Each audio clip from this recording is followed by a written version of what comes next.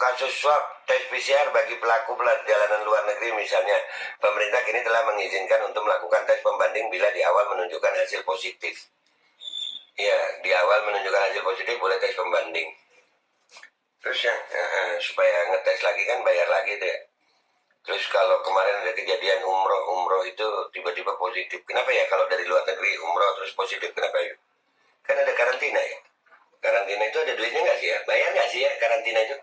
Wahai seluruh rakyat dan seluruh pejabat, hidup kita di dunia ini sementara, yang kekal nanti di akhirat. Sekarang zaman-zaman kekuasaan penjilat diberikan nikmat, kenapa kau berkhianat? Ada yang beri nasihat, tapi kenapa kalian embat? Memang bangsa cari aman, umurmu tak bertambah, dan berjuang umurmu tak berkurang. Lantas kenapa ada keraguan? Waktu pastikan terus berjalan, akhir hidup sudah dijadwalkan. Kematian tidak ketahuan, ajal pasti akan datang. Tipu zaman amat kejam, bertahan hingga mata terpejam. Surga neraka hanyalah khayalan bagi mereka-mereka yang mengendalikan. Apapun yang dirancang jiwa kami tidak akan goyang. Semangat perjuangan, darah perlawanan atas kezaliman. Darah kami ini darah pejuang, takkan tumpang sampai ajal akan datang. Wahai para pejabat yang berkhianat kepada rakyat, catat lagu ini baik-baik. Darah kami pejuang bukan penjilat. Sengaja kali ini aku bikin ini syair-syair berdada keras menyindir manusia berpangkat yang gak bisa mikir. Joget-joget, nyanyi-nyanyi, bawa kopi sambil nyinyir. Sambil nyinyir. Jangan nyinyir. Jangan nyinyir kalau nggak bisa mikir. Jangan lupa ngopi. Assalamualaikum warahmatullahi wabarakatuh. Welcome back, selamat datang lagi di channel Babe Aldo bersama gue Babe Aldo yang tetap santuy, tetap sehat. Jangan lupa ngopi. Bismillahirrahmanirrahim. Alhamdulillah Rabbil Alamin, wassalatu wassalamu ala sayyidil mursalin sayyidina Muhammad wa ala alihi washabihi ajma'in. Rabbi shrah li sadri wa yassir li amri wa hlul 'uqdatam min lisani yafqahu qawli bi nabi wa ali. Salam revolusi akhlak, semangat revolusi akhlak. Semoga akhlak kita jadi lebih baik hari ini dibanding kemarin. Panjang umur, perjuangan, merdeka, Allahu Akbar. Apa kabar teman-teman, kawan-kawan, rakyat Indonesia? Mudah-mudahan kalian semuanya sehat. Ya, jangan lupa kalian minum minuman herbal itu ya, kayak jahe, kunyit, terus madu, jinten, kustolindi. Ya karena cuaca emang lagi nggak baik, polusi udara di mana-mana, tingkat PM 2,5 udah banyak yang di daerah itu yang di atas ambang batas.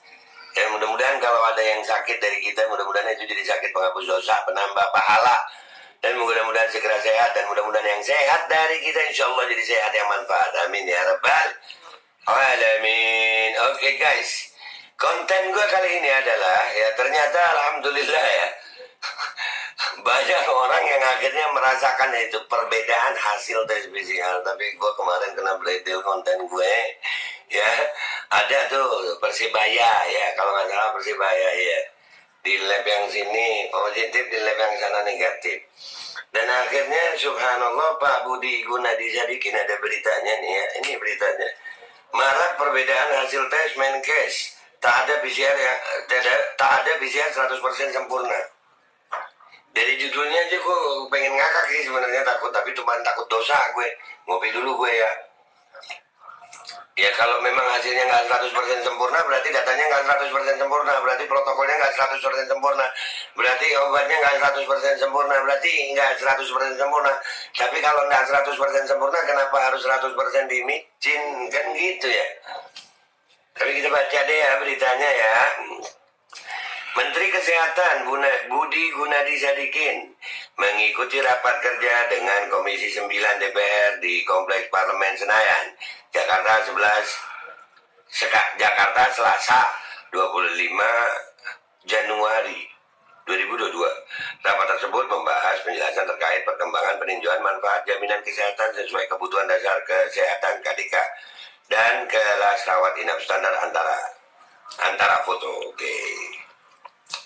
Jakarta, Kompas. Menteri Kesehatan Budi Gunadi Sadikin menekankan tidak ada tes usap atau swab test polymerase chain reaction yang 100% sempurna. Ya kalau nggak 100% sempurna, kenapa dijadiin alat untuk golden standard ya untuk menentukan pandemi ya? Kan ini bingung gue ya. Apa cuman gue yang bingung ya? Komentar di bawah yang baik ya. Hal itu ia ungkapkan menanggapi marahnya kasus perbedaan hasil tes PCR dari orang yang sama di dua tempat berbeda. Ya makanya. Ya terus yang dipakai yang mana itu kalau ada dua hasil yang berbeda? Terus, ya Allah, begini amat ya. Budi menjelaskan tidak ada tes PCR yang menjamin akurasi 100% di seluruh wilayah di dunia. Lah kalau udah nggak ada yang menjamin, kenapa kita ngikutin yang nggak menjamin? Kan gitu. Tidak ada tes PCR yang 100% sempurna, karena baik dari sensitivitas maupun spesifikasinya itu kisarannya 95-99% jelas Budi ketika melakukan keterangan pers mengenai evaluasi PPKM Senin 7 Februari 2022. Udah nggak bisa komentar gue. Ya bingung ya. Kalau memang gitu makanya audit alat PCR tuh. Audit, kesian rakyat lagi yang bingung Pak gitu. Nanti sakit di tes ternyata ya, penyakit itu kan nggak cuman yang ada sekarang nih si copet nih. Penyakit itu banyak. Yang kita tahu dulu penyakit itu kalau mau ngetes itu kan tes kencing, tes darah, ya kan? Sekarang ini baru nih swab tes nih dan ternyata hasilnya nggak sempurna. Nah kalau nggak sempurna kenapa dipaksakan sempurna untuk ya begitu ya. Jadi kalau kita tesnya kemarin sempat 500.000 tes sehari, ada 1% itu 5.000 yang bisa miss. Lumayan loh 5.000. Tidak ada tes PCR dimanapun di dunia ini yang 100% jelas dia. Nah kalau nggak ada yang 100% ngapain dipakai Pak? Tapi mau gimana lagi ya? Kita bingung dah.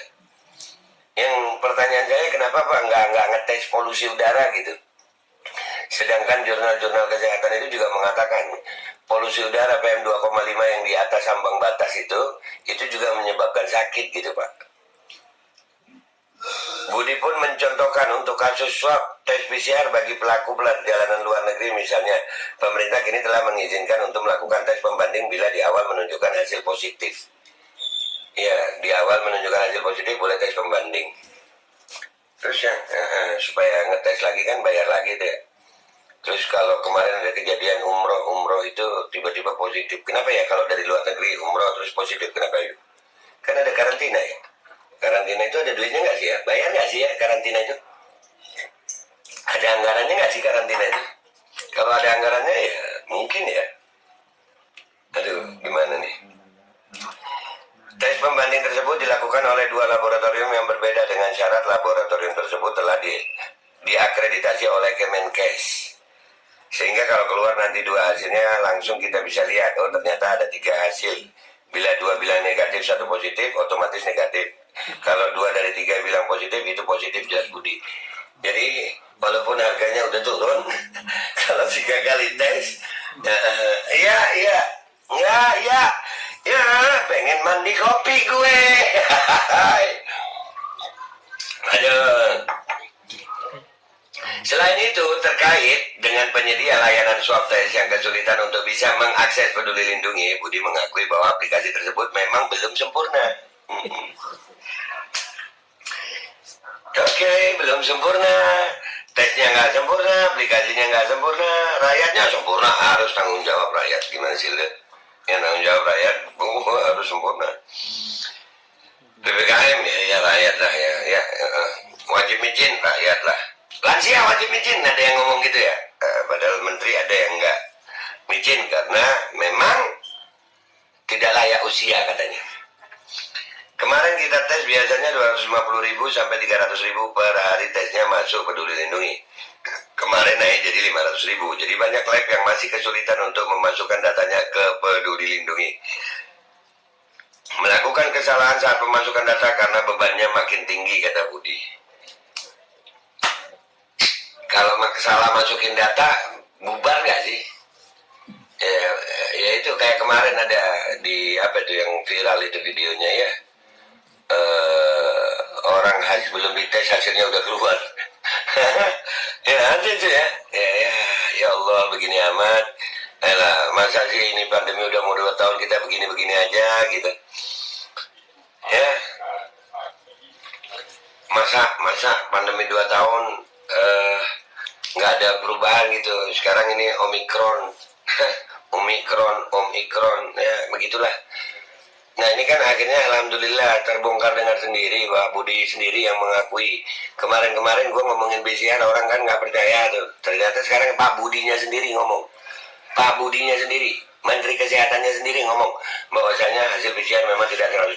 Nah kalau hasil PCR ini tidak 100%, ayolah pemerintah, ayolah rakyat, kerjasama kita deh, nggak usah saling musuhan gitu. Memperbaiki keadaan ini gitu, demi rakyat Indonesia. Ya dirubah, kita sama-sama pakai data gitu, stop mandatorinya karena ternyata hasil tesnya pun masih diragukan berapa persen ya. Ujung-ujungnya kan kayak begitu, tes pertama, nanti tes kedua, tes ketiga walaupun udah murah, tapi kalau 2-3 kali tes emang gratis kan, bayar lagi. Pulang dari luar negeri, pulang dari umroh dipositifkan, itu nanti karantina, duit lagi, duit terus, kita nggak punya duit. Makanya enak ya yang endorse itu ya, micin ya. Wah, itu ada duitnya nggak itu endorse micin begitu tuh? Ada nggak ya? Nggak tahu juga gue ya. Mungkin ada, mungkin enggak. Udah gitu aja dari gue ya. Gue minta maaf kalau ada salah ya. Rakyat Indonesia ini jadi konten edukasi untuk mencerahkan kalian semua. Kalau sakit gak usah bingung ya, istirahat. Sakit itu wajar. Istirahat, banyakin minum vitamin ya, minum jahe, jeruk, usul indi, madu, jintan hitam, yang begitu deh, untuk meningkatkan daya tahan tubuh kita, imunitas kita. Karena natural immunity yang Allah ciptakan kepada manusia itu memang luar biasa. Jadi begitu aja ya guys ya. Iya, kesimpulannya ya itu dah, alat tesnya nggak 100%, maka datanya nggak 100%. Kalau datanya nggak 100%, kenapa harus ada mandatori? Mandatori harus 100% ya. Nah ini. Nih, jangan ada pemaksaan lah, jangan ada pemaksaan. Kita ini nggak suka ada pemaksaan aja. Iya, dan ini insya Allah tanggal 15 kita ada aksi lagi ya. Ya, kalau nggak salah di kantornya Pak Luhut tuh. Iya, kita ngobrol-ngobrol di kantor Pak Luhut ya nanti. Oke, gue mohon diri, minta maaf kalau ada salah. Wabillahi taufiq wal hidayah wa ridha wal inayah wa lakum minkum. Assalamualaikum warahmatullahi wabarakatuh. Semangat Indonesia, semangat. Ayo Indonesia, semangat.